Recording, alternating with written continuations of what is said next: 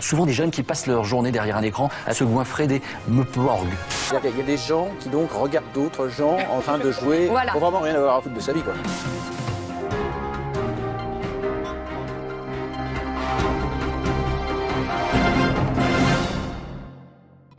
Le 1er avril était l'occasion pour de nombreux sites de rire à propos de leur modèle économique, comme Gameloft qui indiquait ouvrir sa ligne éditoriale à chasse et pêche, clin d'œil au site de jeux vidéo qui s'ouvre aux actualités cinéma et au-delà pour des raisons économiques. Preuve s'il en est que le sens des modèles de rentabilité de l'actu vidéoludique est un vrai sujet de préoccupation, en tout cas chez ceux qui n'ont pas renoncé. Le modèle économique de la presse papier est également un sujet de réflexion, qui débouche parfois sur des initiatives qui attirent l'attention. La semaine dernière, P911 lançait une campagne sur Ulule pour financer la réalisation d'un magazine papier. Un magazine trimestriel qui se consacre uniquement aux jeux vidéo issus de la scène indé. Lancer un nouveau magazine papier payant est toujours un pari, d'autant que l'actualité du jeu indépendant est un produit de niche. C'est donc ici Internet qui est utilisé pour faire vivre le papier avec le lancement d'une campagne de financement participatif. Si le financement Ulule arrive à atteindre son objectif au cours des prochaines semaines, Internet sera également le modèle pour vendre et envoyer les magazines, de quoi réussir à se passer des kiosques. Souhaitons-leur bonne chance. Vous pouvez gagner jusqu'à $1 million, mais qu'est-ce que vous allez faire avec tout cet argent si vous gagnez ? Le dernier Nintendo Direct fut l'occasion pour Nintendo de mettre les amiibo et DLC au cœur de sa stratégie. De nombreux costumes de Super Smash Bros sont mis en vente, que ce soit pour les versions 3DS ou Wii U. Des personnages supplémentaires seront également achetables, et Nintendo vous propose un site pour voter sur les nouveaux personnages que vous souhaitez voir arriver. Les amiibo permettront de débloquer de courtes séquences de jeux classiques grâce à une application dédiée.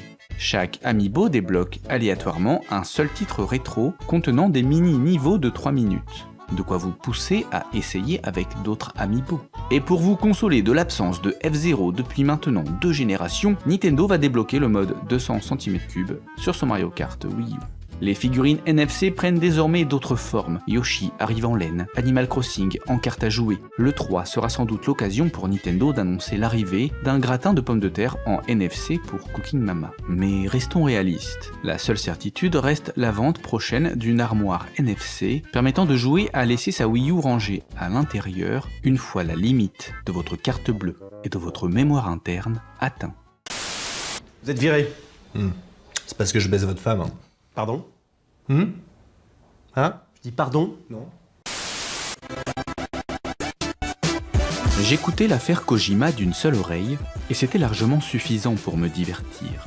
Hideo Kojima se faisait virer de Konami alors qu'il n'avait pas encore tout à fait fini Metal Gear Solid 5. Certain que ça devait chauffer. Pour honorer son droit à l'oubli, l'éditeur faisait retirer des sites et jaquettes toute référence à l'homme et à la filiale Kojima Productions qu'il présidait. Une filiale que Konami avait créée pour permettre à monsieur Kojima d'avoir plus d'espace où entreposer son ego. C'est ainsi qu'au gré des vagues, on apprend que son nom est banni, puis réinscrit, puis re-enlevé, puis remis, ça dépend du sens du vent.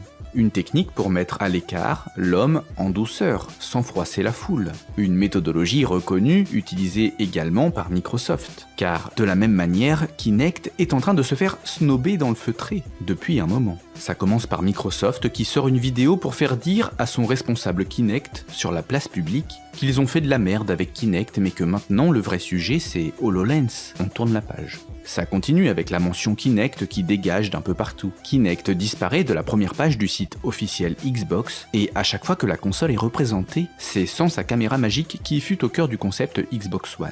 Les packs Xbox One plus Kinect ne sont plus visuellement repérables à l'intérieur de nombreuses boutiques. Il faut le demander au comptoir avec culpabilité. Le marketing de Microsoft ne tourne plus qu'autour des prix de la console, et pour ce faire, il a besoin d'écarter le plus possible les allusions au pack le plus cher. Le prix, qui devient la priorité de Microsoft, est une très bonne chose pour les joueurs, car si Microsoft pousse sa logique jusqu'au bout, il fera tomber rapidement sa Xbox One à 299 €. Seul le 3 nous le dira, mais ce qui est certain, c'est que Kojima, c'est un peu le Kinect de Konami.